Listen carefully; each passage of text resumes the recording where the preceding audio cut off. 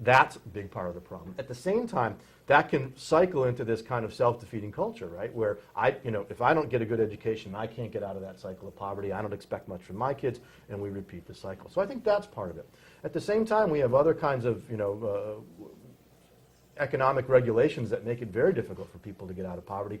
By the way, one of those is the war on drugs in the United States. The drug war, it has made urban America a place where people don't want to live when we've got the violence and so on associated with the drug war. You've got all kinds of labor market regulations that make it very expensive for people to start up businesses. This is sort of where we were before. So even people without formal education but who have a real skill find it expensive sometimes to meet the regulatory barriers. So I think when you put all of those things together, that helps explain why we get this sort of, among that core of folks, we have that self-perpetuating cycle. Isn't it true that there are a whole lot of people who are gripped in poverty because we've had poor governance in the United States and in the Caribbean and indeed the Americas for a very long time. The United States of America is broke. Yes.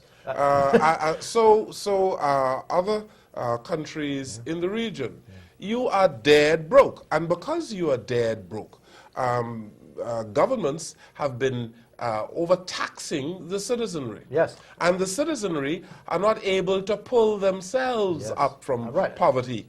I think those are some of the kinds of barriers that we can talk about. And when you have a government sector that's borrowing trillions and trillions of dollars, that's capital that's not available to private entrepreneurs who want to invest and create businesses. And the national debt of the United States is $14 trillion. Yeah, just about 100% of GDP. We'd have to work a full year. Every American worked the full, entire year, we could pay off the debt. So that's up in a range that, when people say you get close to 100% of that ratio of debt to GDP, you're in trouble. So as you said, we're broke. So governments, they're broke. Governments have been keeping people poor. Yes, but it's doubly right. I mean, part of it is that one of the reasons we're broke is that we've overcommitted to social programs, right, and sort of thought we could use the government to sort of solve all these problems. And in fact, those programs both haven't solved the problem and have become so expensive that we can't even afford them anymore, creating the debt and creating the problems we have. It's a fundamental reason, the fact that the kinds of lifestyles that countries want, governments can't afford.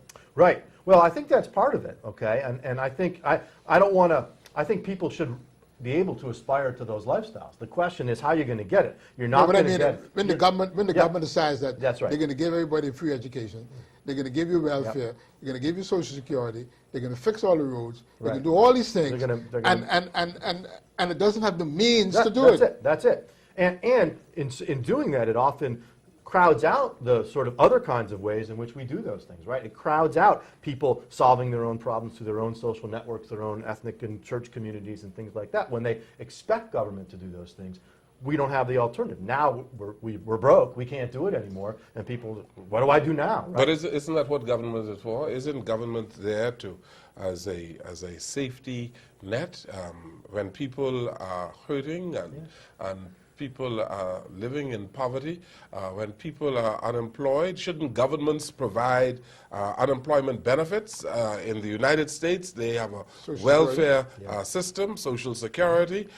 In the Bahamas, we have national insurance and all of. Isn't that what government is for? Well, the problem is that if you think that's what government's for, it's easy for that safety net to become a straitjacket, right, and sort of trap people in the sort of culture of dependency that we're talking about. So I think the challenge for me is, first of all, how do you, if government's going to play a role in helping out the truly needy, how do you make sure you identify who those truly needy are?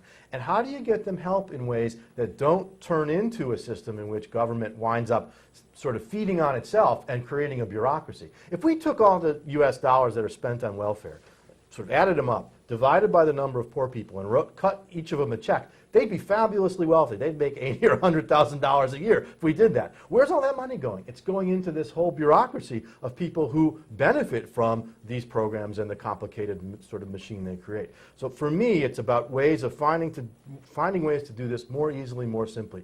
Let's find, if we can get to a place where we find the truly needy and we provide them the cash they need to get through. When we create something like Social Security, we created a system where at the time it was fine because we had one recipient for every 2 or 3 workers. Now we've got I'm sorry, two or three recipients for every worker. Now each worker is supporting 4 or 5, 6 different recipients, and you simply, that's why we're broke. We can't go on with that kind of system. It wasn't designed to be the system it turned into, because the incentives facing politicians and bureaucrats have sort of moved it away from its original intention. Professor Horwitz, in the United States you have a system where you have people on Wall Street, for instance, or university professors making millions. I wish I was making millions. Tens of millions. And they live off the backs of the poor. I think there's, I mean, certainly in the last few years, there's serious truth to that. The system in the United States that's right. is designed to protect the rich, the wealthy, and the poor will continue to catch hell. Well, and I think we have to distinguish two kinds of things here. I think there's some truth to that, okay? And certainly what we've seen over the course of the response to the recession in the bailing out of banks and in the bailing out of a number of companies, we most certainly have seen people in essence, get paid off for their mistakes, and ultimately who's paying for it, just as we were saying, average citizens are paying for it through higher taxes or higher interest rates and the borrowing and the other problems that we have. And so I think to the extent that we see people becoming wealthy by exploiting their political connections, you're absolutely right. They're profiting at the expense of poor folks. But when we see folks who are actually making products or providing services that people want, say Walmart, right, who's providing people with goods at lower prices that they want to buy, whatever you think of those goods, those folks are getting rich, not on the backs of the poor. They're getting rich by benefiting the poor at the same time. And so for me, the key is, are people becoming rich in the marketplace by building a better mousetrap, by creating products and services that people want, or are they becoming rich by exploiting their political connections, in which way they are engaging in a kind of exploitation? And that's a case where we see the rich becoming rich at the expense of the average American or the poor. Okay, Godfrey Eneas has a question for you, but we have to take another break. This is The Platform, and we are having a conversation with Professor Steve Horwitz. We will come right back.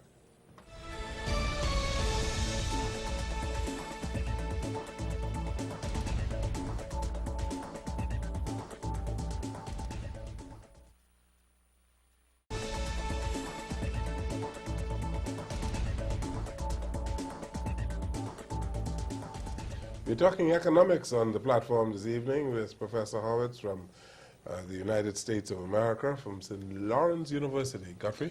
Dr. Horwitz, in the measurement of wealth, one of the measurements is the per capita income.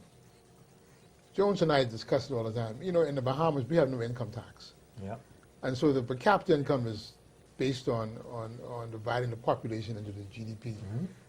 Which gives a very, very misguided interpretation of wealth in this country. And because of the skewedness in the income levels. Right. What is your opinion of that? Well, I mean, I think, you know, anytime you measure, you're sort of using income per capita, you always have to be a little careful, because you have to take into account two things, really. One, as you're saying, sort of on the tax side, what exactly is happening. But I also think, you know, you have to look at what people are able to consume, okay, on the consumption side. So you can be doing well in terms of income, but if goods are expensive, let's say, right, you're not able to actually consume a basket full of goods that sort of, you know, is comparable to your income. So just to go back to one of the things we were talking about earlier, we can look at, say, in the United States, if you look over time, you know, median household income hasn't changed that much, but the average kind of things that people have in their house has increased dramatically. So if we want to talk about sort of, you know, quality of life and wealth, we can talk in terms of income, or we can talk in terms of what are people able to consume with that income. 20 years ago, right? The average person probably had a mortgage and a car to consider. Now you got cell phone, cable. All these things have expanded your expenditure on your household. Yes.